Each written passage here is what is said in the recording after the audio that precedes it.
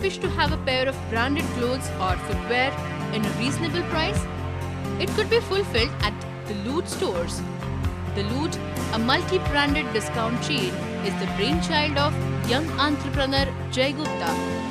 Let's meet this dynamic entrepreneur and know his business acumen.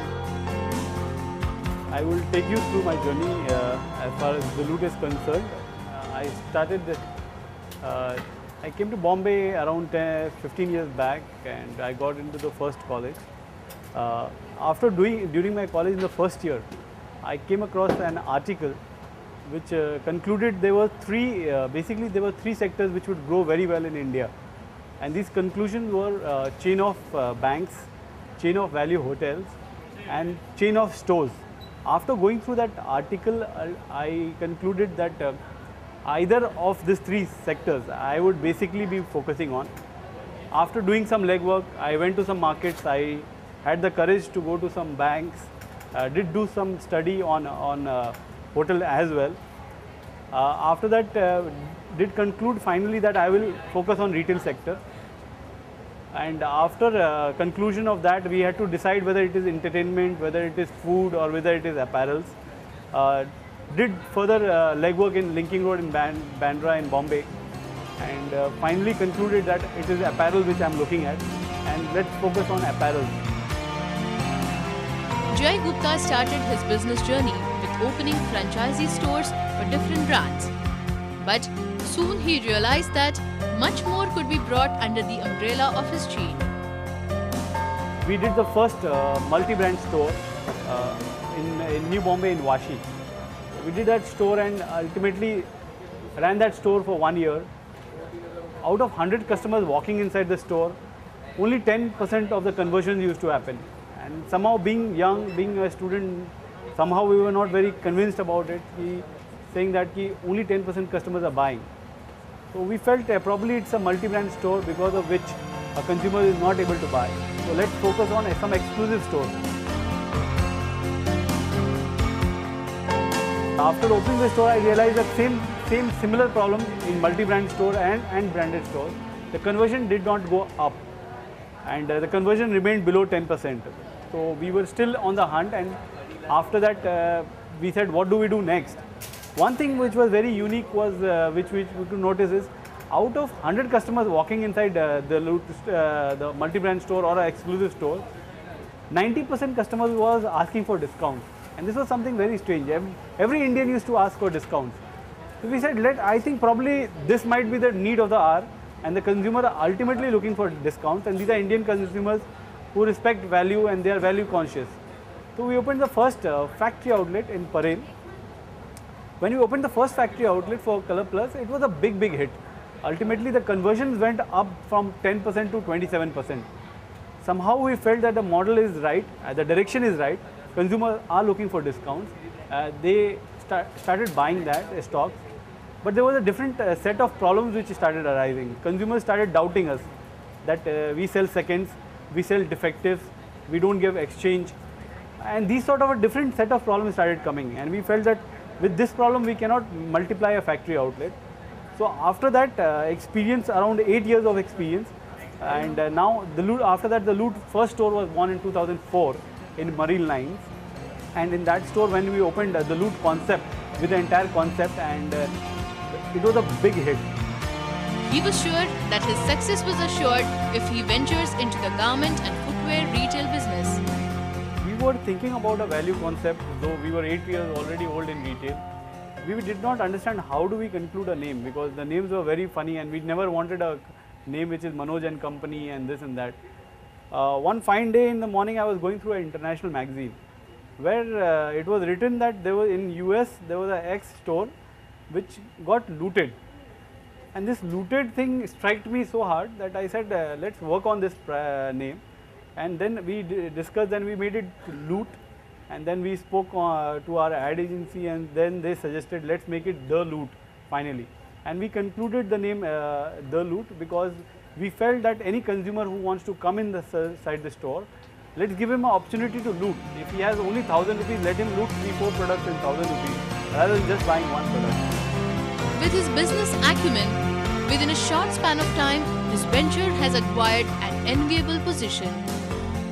Basically, one thing which I think drives me being an entrepreneur and how to help the society is, in our company we have taken a policy decision that not to reach a manager level or a general manager level or a VP level, we allow any laborers who is working at our warehouse to become a manager.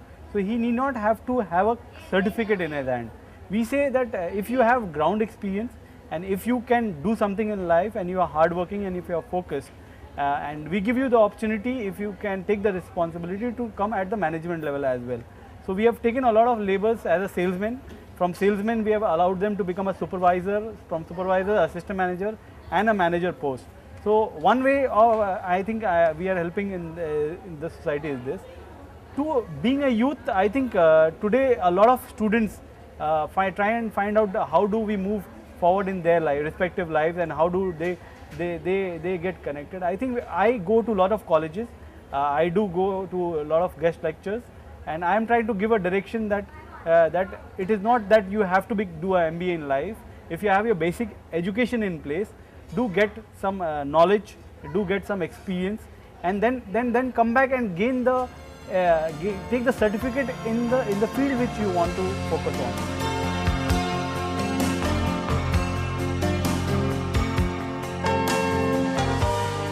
Life for an entrepreneur, to be honest, I think it's very hard. A lot of compromise, a lot of adjustment, a lot of sacrifice. I think for my marriage I got 2 days. So in 2 days I got married and I took only 2 days off. Vacations is impossible. Morning, yes, we reach office by 9:30, 10, and what time we exit we don't know. So to drive such a big team, such a company, I think one needs to sacrifice whatever he has. He should be ready to lose, I think, whatever he's gained in life or whatever he has in life. Okay, family, very hard to live a family life and parallelly manage the work if you are an entrepreneur. So a family goes through a lot of sacrifice. There's no birthday, there's no anniversary, and yes, if you get time, if there is some holiday here and there, you manage your holidays accordingly. You give your kids some time there. But I think my family has got adjusted to this. But guys, I think if you are wanting to become an entrepreneur, you have to be very clear. One, ready to lose anything what you have in life. Okay, beat family, beat money, beat house, whatsoever, and take up the challenge. But I think it is exciting. It is good to drive and be an entrepreneur. But you guys must be very clear that don't come and there's no excuse being an entrepreneur. Once you are an entrepreneur, you have to make it. There's no reverse gear, there's no left and there's no right. There's only one way. You have to do it and you have to get it right. Today, Jai is considered as the youngest first-generation entrepreneur and the foremost pioneer of the fastest growing multi-branded discount chain. I think one thing is first of all, how you are born, in what family atmosphere you are born, and how have you seen your parents surrounding. My father is a big inspiration for me. I have seen him working very hard in life. I have seen him shaping things in life. And now one needs to decide when he grows that whether he wants to be driving the car the way he wants to drive the car, or he wants to sit behind, and let some other person drive the car. I chose to drive the car because I feel that I wanted to be in control. I wanted to shape things which was not possible or somebody else is not able to shape up. And also I think it is also I feel that that to give opportunity to so many people to work in the company and employ 1,000 people pan India gives me great satisfaction that so many houses are run because of the need.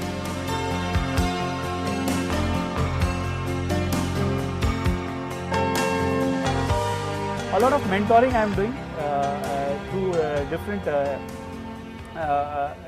social working companies like TIE is one of the, I am a chartered member of TIE where a lot of mentoring, any entrepreneur who want to understand how does he wants to scale up. I give my Saturdays to them. So every Saturday I am focused on majorly on all this. Either I go to a college or I am doing a mentoring session. So I'm sharing what I've learned, and I'm sharing with open heart, and whoever feels like that if I can make some sense, I'm open to helping the society from anywhere and at any part and at any level.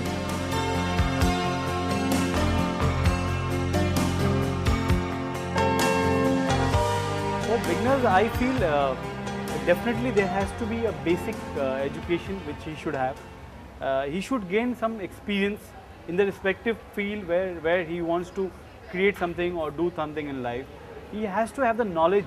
So either he has a knowledge or he gets people who have the knowledge around him. Okay.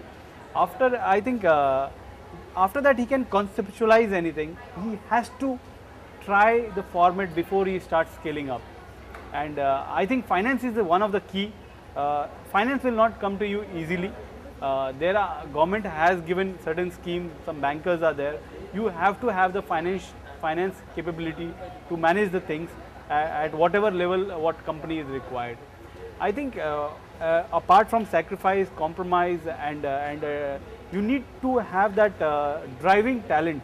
You're driving a team, you are going to drive a team. People are going to look at you as a solution giver. So you cannot look back and say that I cannot give solution. You have to have the solutions around you, or you have to learn how to manage the solution.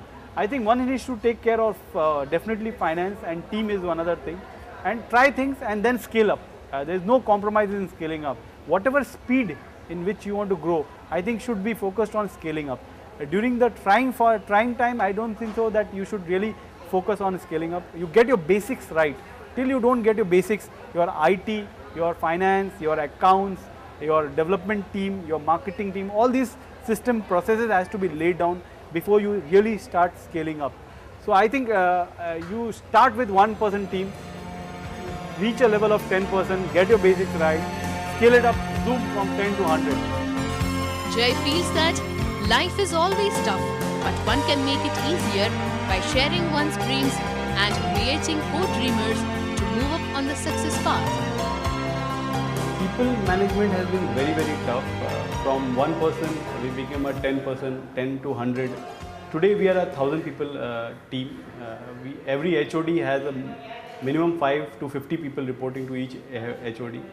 It has been a very big challenge in last 2 years managing the people, understanding them, understanding their requirement, trying to fulfill their dream. And end of the day, as a company, it is our responsibility to whatever they are dreaming financially or whatever in terms of their personal life, what is the requirement, to ensure that we are able to bring them those things on their table within a period of time. And growing them together is a very big challenge. We could manage a very good CEO from Mr. R.P. Chabra, who is there with us since last 3.5 years. He's at 70 years, works harder than us. He could give us a lot of guidelines, and he became the father of the company. Under him, I could perform much better. We are in one dream. Our dream is to achieve expansion of 1,000 stores immediately, and we all want to fulfill our dreams. We are giving birth to a lot of co-dreamers within the company, and everybody is dreaming big, and let's see where we reach within a period of time.